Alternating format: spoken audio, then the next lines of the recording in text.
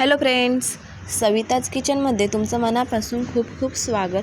तर आज आपण बनवतोय रव्याचा उत्तप्पा, नाश्त्याचा एक झणझणीत असा प्रकार. चला तर मग रेसिपीला सुरुवात करू.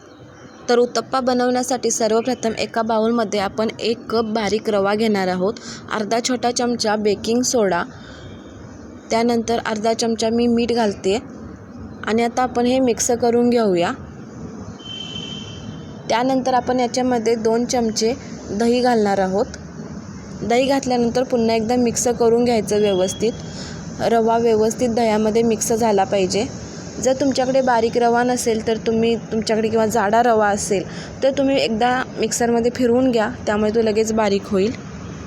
आणि आता आपण मिक्स करून झाल्यानंतर आपण याच्यामध्ये लागेल तसं पाणी घालून बॅटर बनवून घेणार आहोत. जसं आपलं डोशाचं दाटसर बॅटर असतं त्या पद्धतीनं आपण हे बॅटर बनवून घेणार आहोत. लागेल तसंच पाणी घालून घेऊया. जास्त एकदम पाणी ओतायचं नाही, नाहीतर मग खूप पातळ होऊन जाईल. तर अजून थोडं मला पाणी घालायची गरज वाटते, त्यामुळे मी पुन्हा एकदा पाणी घालून हे व्यवस्थित मिक्स करून बनवून घेते. तर बघू शकता अशा पद्धतीने हे मिश्रण झालं पाहिजे.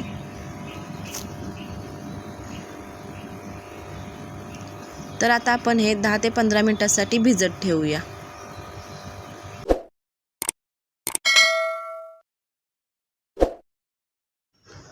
तर 10 मिनिट झालेले आहेत. 10 मिनिटानंतर पीठ बघू शकता आपलं हे खूप छान पद्धतीने भिजले. रवा होता त्यामुळे रव्याने पाणी खूप प्रमाणात शोषून घेतलं आणि एकदम दाट असं बॅटर बनलेलं आहे इथे.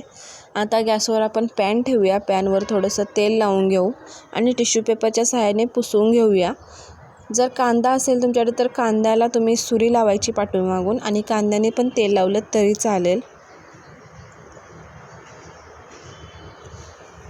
पण मी खूप गडबडीत बनवत होते, त्यामुळे कांद्याला सुरी वगैरे लावणं हे खूप टाईमपास करत बसली नाही आहे मी. डायरेक्ट मी तेल टाकलं, टिश्यू पेपरने पुसून घेतलं आणि त्यानंतर जे बनवलेलं मिश्रण आहे ते अशा पद्धतीने पॅनमध्ये घालायचं आणि पसरवून घ्यायचं.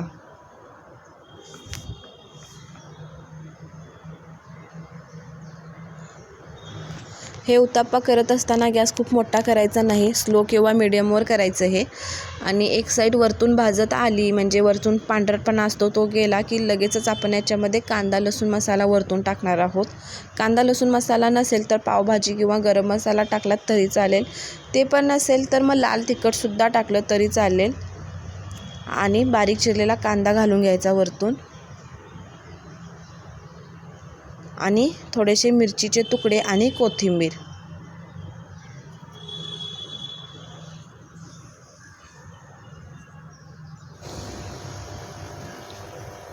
तर सगळे पदार्थ हे आपले इथे टाकून झालेले आहेत. आता उलटण्याच्या सहाय्याने व्यवस्थित प्रेस करून घ्यायचं, म्हणजे कांदा कोथिंबीर वगैरे पिठामध्ये व्यवस्थित चिकटलं जाईल.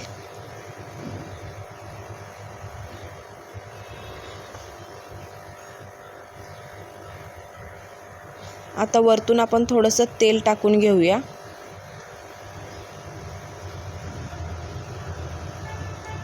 आणि बाजूने पण थोडंसं कडेला वगैरे टाकून घेऊ.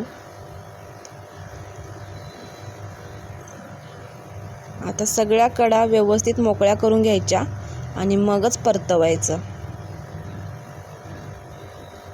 बघू शकताय तळाची बाजू किती छान पद्धतीने भाजली आहे. व्यवस्थित एकसारखी भाजली गेली आहे, कुठेही कच्ची राहिली नाही. आणि वरतून सुद्धा अलगद असं प्रेस करायचं, म्हणजे कांदा मिरची वगैरे आपण जे काही टाकले ते व्यवस्थित खालच्या बाजूनसुद्धा भाजलं जाईल. बघू शकताय खूपच छान झाला आहे उत्तप्पा. तुम्ही हा उत्तप्पा दही किंवा टोमॅटो सॉस बरोबर खाऊ शकताय. तरी ते सगळे मी उत्तप्पे करून घेते.